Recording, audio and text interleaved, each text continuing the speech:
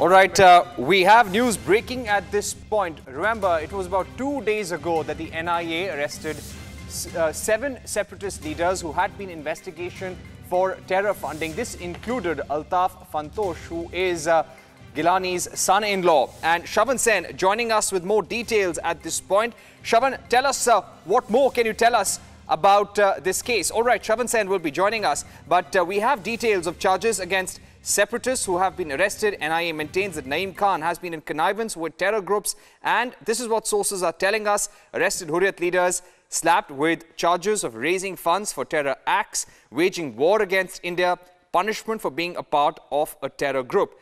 लोग बल्कि मैं समझता हूँ सारा देश आज ये देखना चाहता है कि सच्चाई क्या है और झूठ क्या है, कहाँ से पैसा आया, कैसे खर्चाया गया, इसका इस्तेमाल कैसे हुआ, ये सब बाहर ना आ जाएगा।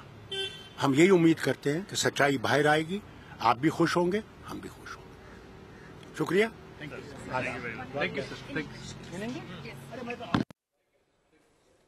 All right, that was Farooq Abdullah saying that let this investigation be carried out and let the truth come out where this money was coming from and who it was being used for. But remember, there have been some sad statements from the National Conference and Farooq Abdullah in the past as well. Shravan Sen joining us now. Shravan, tell us about the latest that you are picking up on investigations against these 7 arrested separatist leaders.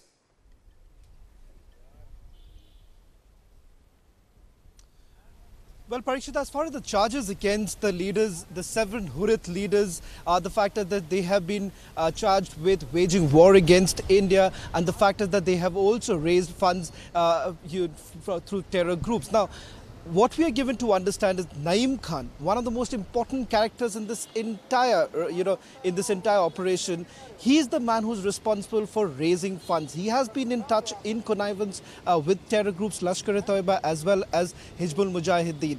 Apart from that, the other important character, Altaf Fantosh, with whom Republic TV was the only channel who managed to speak to him at the Srinagar airport. He was the one who was making it very clear that he was being framed by the government. But what we are given to understand by a way of sources in the National Investigating Agency is that Altaf Fantosh rather was in touch with the ringleaders of the stone pelters, and they were basically raising funds for burning schools in the valley. Remember, Parikshit, that was certainly a major issue in the valley. Many would like us to believe that this was a spontaneous act, but that's certainly not very clear. What has been exposed so far is the fact that this was a premeditated plan, that they wanted to foment trouble in the valley, and Altaf Fantosh was one such person who was responsible for it.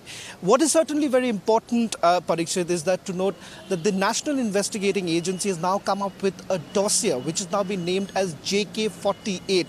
Basically, this has got details of 48 ringleaders of stone pelters. For the first time, perhaps, you have a detailed mapping done of the stone pelters, how they were basically in touch through WhatsApp and other social networking sites, and the fact is that how money was actually coming to them through these Hurriyat leaders. That all of that has been, all those details are in that particular dossier. The dossier also gives us GPS locations of all the stone pelters, the fact that they were present when the stone pelting activity was actually taking place.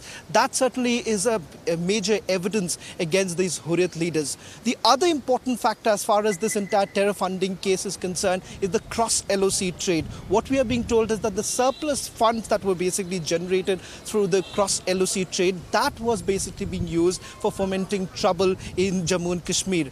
The fact is that you had various trades actually taking place. The cross-LOC trade is a barter system which basically is carried out, but there were third-party origin goods which were coming in, raising more funds basically coming in from Pakistan, reaching the Hurriyat leaders so that they can actually funnel this entire money for various activities like stone pelting and also school burning.